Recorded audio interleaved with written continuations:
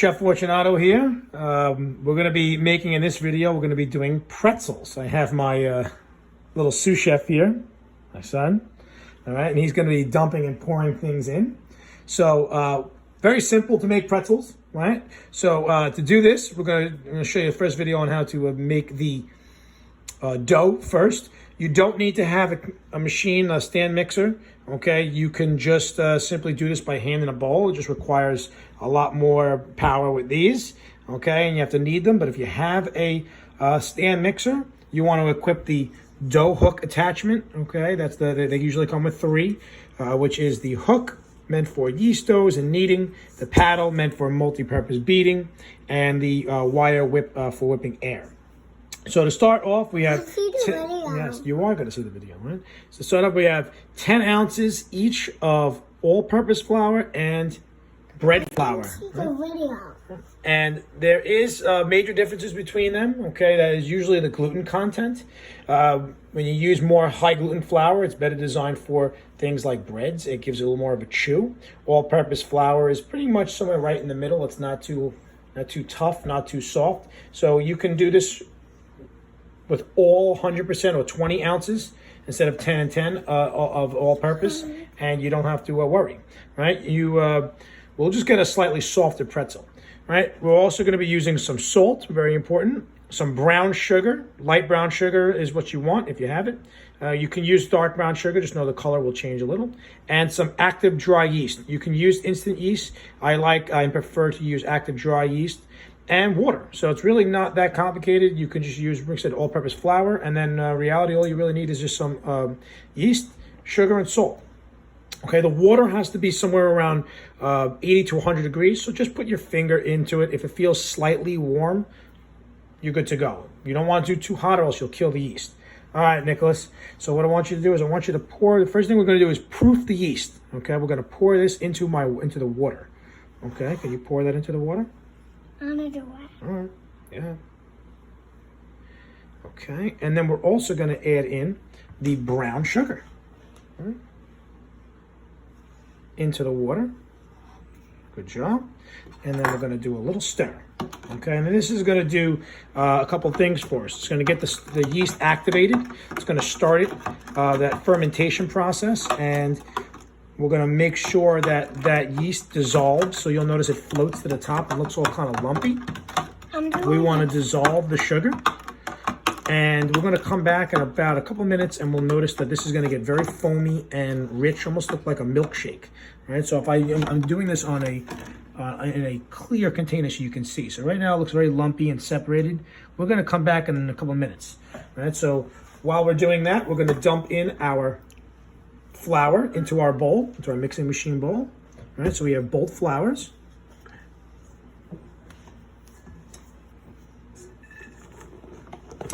All right, you don't want the plastic cup. We're going to add the next plastic cup.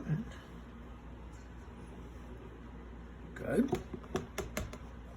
And the salt. Right, you don't have to sift this because this is going to be good. Kneaded up. Good, dump it in. Dump it in. Good. So we're going to come back in about 5 or 10 minutes. Take a look at what this yeast looks like. So 10 minutes have passed by, and you'll notice that a nice thick foam has built up on top of it. So if I zoom in right there, you see how it all looks very foamy. You should see a lot of bubbles, this white kind of almost like cream that floats to the top. That is called proofing or activating your yeast. And that's a good sign to know that you are ready to go with the next step. We're going to start mixing now.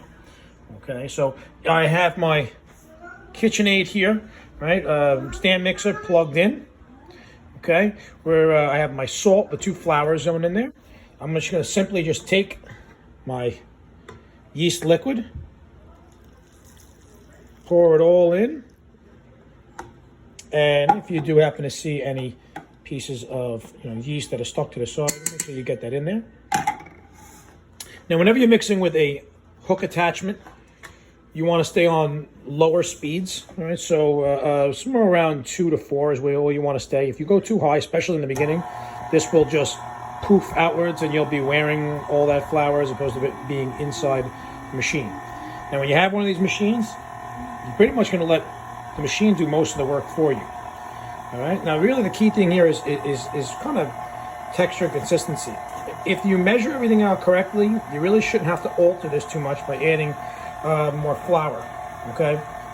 If anything, you would always rather have a wet dough, meaning you need more liquid in there, or you need to add more flour, as opposed to the other, or dry dough, which means you need to add liquid. It's easier to put flour in than to add liquid into a dough. So if anything, err on the side of not enough flour, because you could always add more in. So we're going to let this machine do the work for us, and we'll come right back in about 2 minutes. I'll show you what it's going to look like.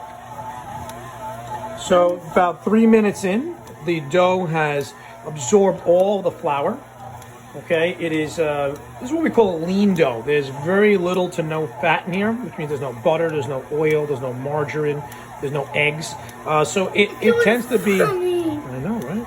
It tends to be very easy to work with. So at this point, it is looking good. I'm going to stop it. I'm going to lift it up and take a look at it, right? If you notice, right? I take my finger, get my finger. You can touch it. Yeah. It's a little sticky, okay? Right, so we're going to have to add a little bit of flour to this. So what I'm going to do is I'm going to take my machine. I'm going to lower it. I'm going to take a little bit. This is what we call bench flour. This is flour that we add in. We're not going to add in a lot. We're going to add a little at a time. So I'm adding in approximately about 2 tablespoons. And this is so it doesn't become too sticky, or it doesn't become difficult to work with. Okay, we don't want to dry the dough out, meaning we don't want to add way too much. It's always easy to add a little more in if we need. And we are going to let this machine do a little more work for us, and let this go for about 2 more minutes. And then we're going to put it out onto the work surface, and we're going to knead it by hand. So we'll let this go for about 2 more minutes. So the bowl is looking very clean. There's not a lot of residual flour on here, so that's looking good. The 2 minutes are up. So now we're going to turn this machine off, excuse me. I'm going to unlock the bowl. And we're going to do a little extra kneading by hand. Okay? We're going to take, always unplug before you stick your hand in the machine. You are. You are. So the first thing you're going to do is you want to take clear off your area, take a little bit of some extra flour, and sprinkle it on the table so it does not stick right to the work surface, along with a little bit on your hand. Right, so you put a little on your hand. Now when you go to scrape this, okay, down, it will not stick to your hands all that much, right? So I like to always... I did it, Dad. I see that. That's a good job. You're listening. Now we're going to take this, and I'm going to lift it on up out of the bowl. Right, and put it right onto, it's difficult to do this with one hand, right, onto that flour.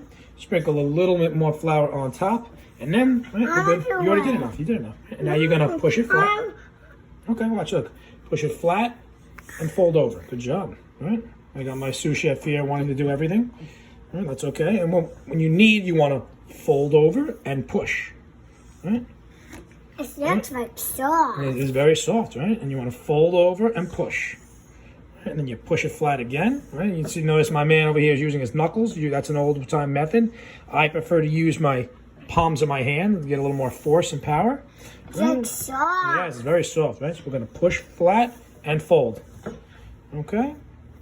And you're going to do this a couple times until it forms a nice ball. It's very smooth. You'll notice now my hand's not sticking to it. Right? It has a nice smooth texture to it. Mine's sticking out. I know. And then what you're going to do is you're going to form this into a bowl, and then you can put it right back into that same bowl, right? You don't have to dirty another bowl. Put it right back in the bowl, and you're going to cover with some plastic wrap, and you're going to let it sit in a warm area. Okay, that could be any area that is not, not a lot of drafts. It's not by the door or the window. A nice warm area for about a half an hour to an hour. It all depends on the conditions of the temperature of the room, or until this is almost doubled in size. So if the dough comes here, right, and then by the time an hour or half an hour later, it is now up to here, it's doubled the height, that is a good time to know when you are ready to go for the next step. Right? See you back there.